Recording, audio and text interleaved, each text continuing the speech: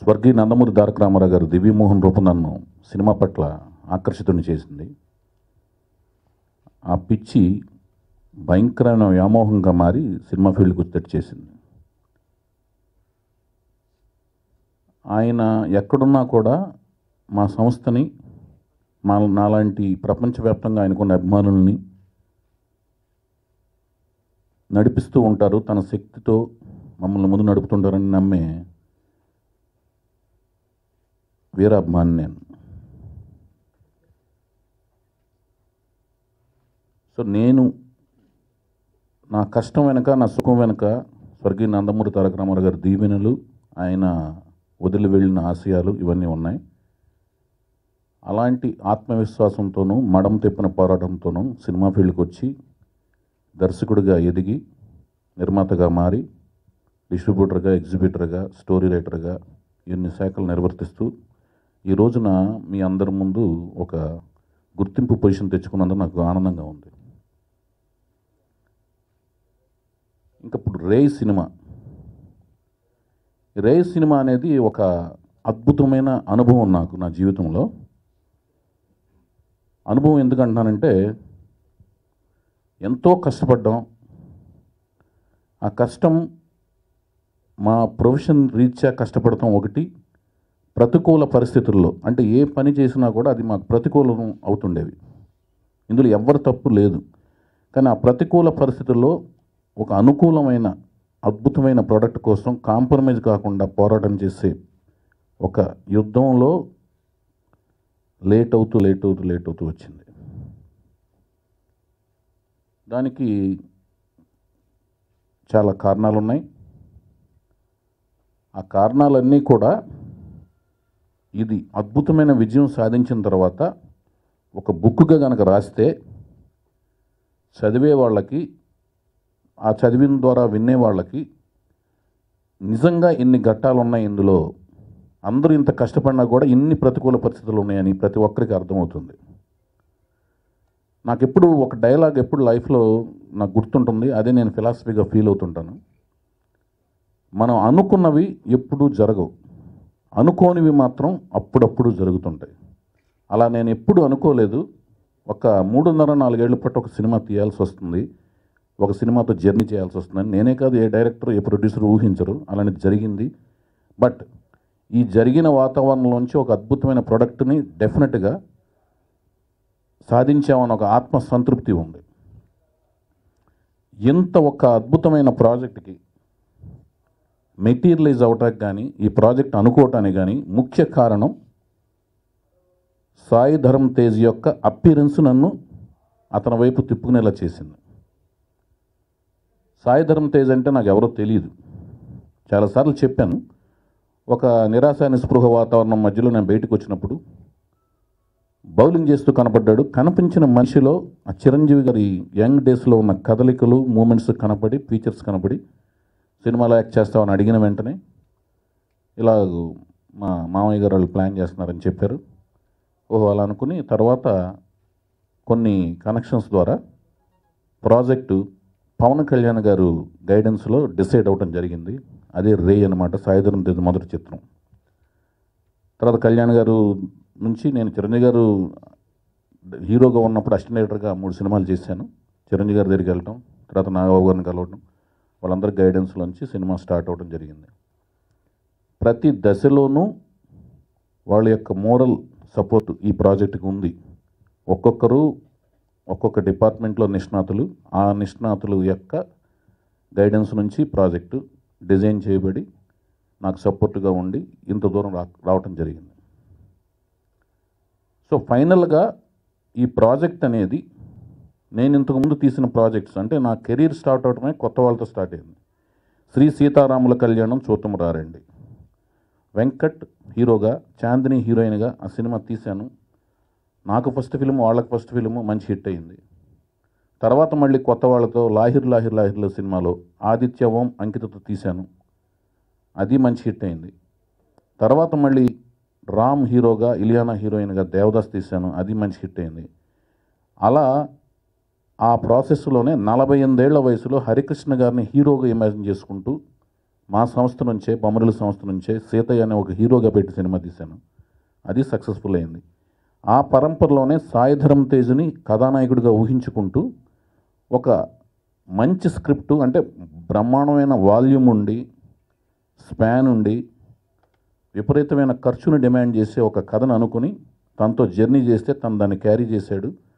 ఈ సినిమాల లాగానే ఇది కూడా మంచి హిట్ అవటమే కాకుండా వాటన్నిటిని అధిగమించే హిట్ అవుద్దన్న నమ్మకంతో నాకు ఉంది. ఎందుకు ఉందంటే, ఈ సినిమా పబ్లిసిటీ స్టార్ట్ చేసిన విషయంలోనే మీరు గమనించుంటారు. ఒక స్టాంప్ అనే దాంతో ఫస్ట్ పబ్లిసిటీ స్టార్ట్ చేశాను. మీ విలువైన సమయం వృధా కాదు, సాటిస్ఫాక్షన్ 100% గ్యారంటీడ్ అని పెట్టాను. సో డెఫినెట్గా థియేటర్కు వచ్చిన వాళ్ళు ఒక కొత్త కథను చూస్తారు, కథనాన్ని చూస్తారు, కొత్త వాతావరణం చూస్తారు. ఫస్ట్ హాఫ్ వెస్టిండీస్ వాతావరణంలో చూస్తారు, సెకండ్ హాఫ్ అమెరికా వాతావరణంలో చూస్తారు. ఆర్టిస్టుల దగ్గర నుంచి వాళ్ళ పాత్రలకు తగ్గట్టుగా ఇంటెన్సిటీ ఆఫ్ ఎనర్జీ లెవెల్స్ చూస్తారు. సాయిధరం తేజ్ ఒక పక్కన, అలాగే సయామి కేర్ అని శబనాద్మి మేనకోళ్ళు, ఆవిడ ఫస్ట్ ఫిల్ము. ఆ అమ్మాయి ఇప్పుడు రాకేష్ ఓం ప్రకాష్ మెహ్రా డైరెక్షన్లో తన సెకండ్ ఫిల్ము, హిందీలో ఫస్ట్ ఫిల్మ్ చేస్తుంది అమ్మాయి. అలాగే శ్రద్ధాదాసు, వీళ్ళ ముగ్గురు. అలాగే దుర్యోధన క్యారెక్టర్ ఇస్తున్న అర్పిత్ రాంక, అంటే టీవీలో దుర్యోధనగా ఫెమిలియర్ అతను.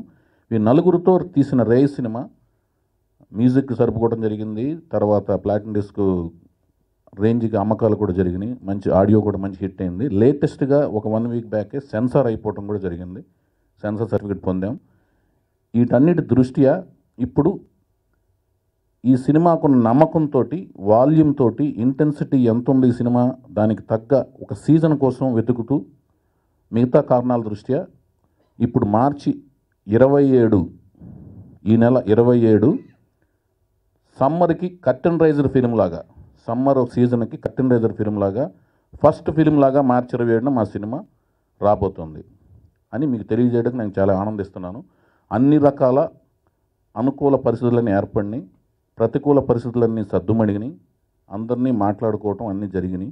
చక్కగా అందరు ప్రోత్సాహంతో, ముఖ్యంగా రమేష్ ప్రసాద్ గారు, అలాగే విజయ్ ప్రసాద్ గారు, అలాగే శోభన్ బాబు గారు, వీళ్ళందరి పరిస్థితులు అర్థం చేసుకుని, ప్రాజెక్ట్ పరిస్థితులు అర్థం చేసుకుని, వాళ్ళు ఇచ్చిన సపోర్ట్తో, వాళ్ళు ఇచ్చిన గైడెన్స్లో ఈ ప్రాజెక్టు అనుకూల వాతావరణంలో మార్చి 27న అద్భుతంగా మీ ప్రపంచవ్యాప్తంగా రిలీజ్ కాబోతుంది.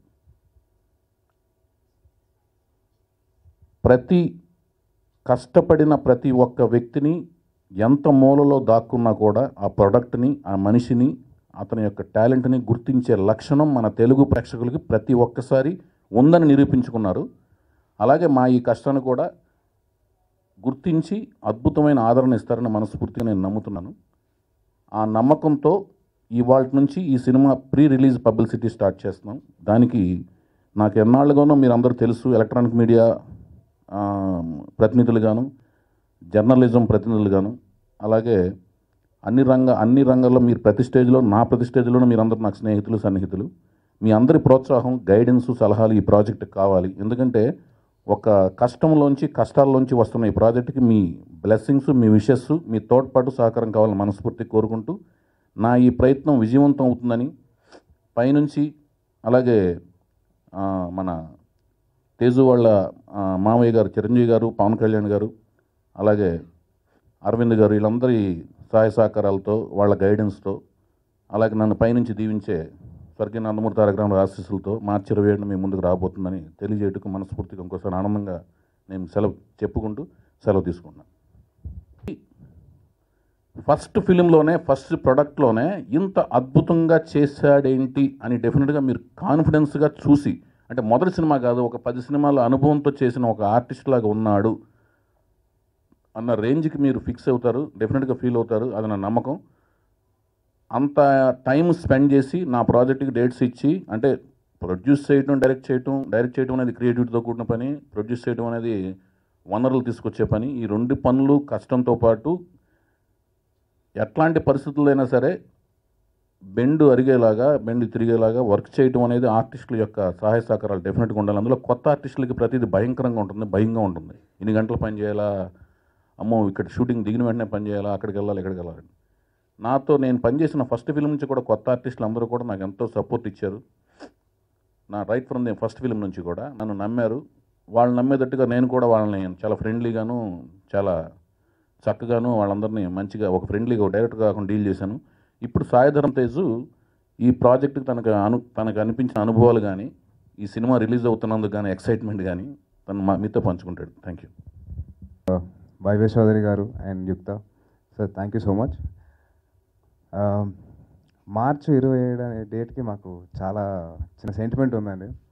నా ఫస్ట్ ఫోటోషూట్ రే సినిమాకి నేను చేసింది 2011 మార్చ్ 27, 2010 మార్చ్ 27 అండి. అలాగే షూటింగ్ మేము స్టార్ట్ చేసింది 2012 మార్చ్ 27 అండ్ 2015లో మా సినిమా రిలీజ్ అవుతుంది ఆన్ మార్చ్ 27. సో ఈ కోయిన్సిడెన్స్ అసలు నేను పెద్దగా చాలామందికి పెద్దగా ఏమనిపించుకోవచ్చు కానీ బట్ చాలా మంచి సెంటిమెంట్గా ఫీల్ అవుతున్నాను. అండ్ చాలామంది చెప్పాను మరి సినిమా రిలీజ్ అవుతుంది మార్చ్ 27 అంటే ఊరుకో ఏం జోకులు వేస్తున్నా అని చెప్పి అన్నారు. బట్ ఇవన్నీ దాటుకొని ఒక్క వ్యక్తి అండి, ఆయన ప్యాషన్, ఆయన డెడికేషన్, ఆయన హార్డ్ వర్క్, ఆయన స్టబర్నెస్ అన్నీ, అది మా డైరెక్టర్ ప్రొడ్యూసర్ వైవిఎస్ చౌదరి గారు. ఆయన నేను హ్యాట్స్ ఆఫ్ చెప్పుకోవాలి. ఎందుకంటే మేము ఇన్నిసార్లు ఇది పోస్ట్పోన్ చేసినా ఏం చేసినా కానీ ఆయనలో మాత్రం ఎనర్జీ ఎక్కడ తగ్గలేదు. ఆయన పోరాటం చేస్తూనే ఉన్నారు, ఎప్పుడు సినిమా వస్తుంది వస్తుంది వస్తుంది వస్తుంది అని. నేనైనా కానీ మధ్యలో నా 2వ సినిమా రిలీజ్ అయిపోయింది, మై కెరీర్ ఈస్ గోయింగ్. కానీ ఆయన మాత్రం 4 ఏళ్ళగా ఒకే సినిమా పట్టుకొని ఇది వస్తుంది, మంచి సినిమా హిట్ అవుతుంది అని చెప్పేసి ఆయన ఘంటాపదంగా చెప్పారు. Sir, hats off to you sir and thank you so much. So నాకు మళ్ళీ ఇంకో ఛాన్స్ ఇస్తారు కదా. సో నేను డెఫినెట్గా ఒకటి ప్రామిస్ చేస్తాను సార్, ఆన్ స్టేజ్ అగైన్ మీతో నేను తప్పకుండా మళ్ళీ సినిమా చేస్తాను. మీరు నాకు ఛాన్స్ ఇవ్వాలే కానీ మీరు మామూలుగా చిన్న సినిమా చేసినా నేను చేస్తాను, పెద్ద సినిమా చేసినా నేను చేస్తాను. అదంతా మీ చేతిలో ఉంది. డెఫినెట్గా మనం మళ్ళీ ఒక మంచి పెద్ద ప్రాజెక్ట్ కోసమే కలిసి పనిచేద్దాం భయ్య, అసలు అందులో డౌటే లేదు. నువ్వు నాకు దొరికిన ఒక భయంకరమైన అప్పీల్ ఉంటూ మంచి రేంజ్కి వెళ్ళే హీరో నువ్వు. నేను వదులుకోను, అలాగే నువ్వు కూడా నాలాంటి అన్కాంప్రమైజ్డ్ మేకర్ని డైరెక్టర్ని వదులుకోని నమ్మకం నాకు ఉంది. మన ఇద్దరం కాంబినేషన్లో సినిమాలు ఉంటాయి. Thank you sir. సో మీ అందరి ముందున ఆయన చెప్పారు నాతో ఇంకో సినిమా చేస్తాను. So I'm happy and thank you so much. So రే తోటి మేము మార్చ్ 27న మేము ముందుకు వస్తున్నాం. ప్లీజ్ మీ సినిమా చూసి మమ్మల్ని ఆశీర్వదిస్తారని, ఆ సినిమా మిమ్మల్ని అలరిస్తూనే ఆశిస్తున్నాను. Thank you so much. జై Hind.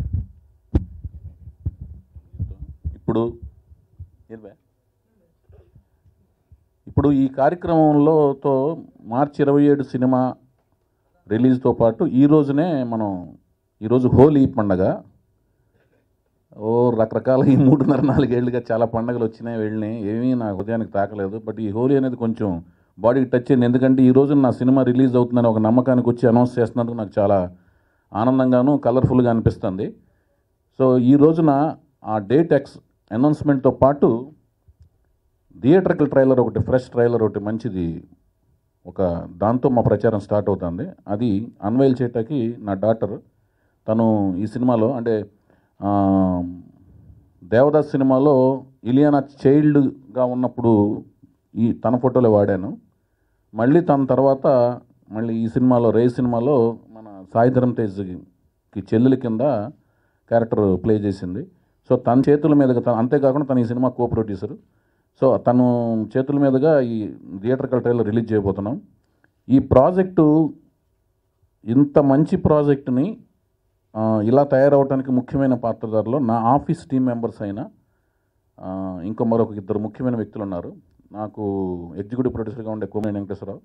At the same time నేను బొమ్మరిల్లు సంస్థ స్థాపించిన అప్పటి నుంచి కూడా మాకు ఎలాంటి ఇష్యూస్ ఉన్నా, ఎలాంటి విషయాలు ఉన్నా సపోర్ట్గా ఉంటూ, బ్లైండ్గా సపోర్ట్గా ఉంటూ, అవగాహనతో కూడిన ఆర్గ్యుమెంట్స్తో రకరకాలుగా వెన్నంటూ ఉండే ప్రసన్న గారి యొక్క సపోర్టు ఇదంతా ఉంది. వాళ్ళిద్దరిని ఇప్పటికీ నేను నా జర్నీ వాళ్ళతో ఉంది, వాళ్ళతో ఇప్పటికీ నేను మర్చిపోలేను. వీళ్ళందరికీ నేను సభాముఖంగా ధన్యవాదాలు తెలియజేసుకుంటున్నాను. ఇప్పుడు నా పాప చేతుల మీదుగా థియేటర్కల్ ట్రైలర్ రిలీజ్ చేయబోతున్నాం. And now we are going to launch the theatrical trailer and we want your blessings. Thank you.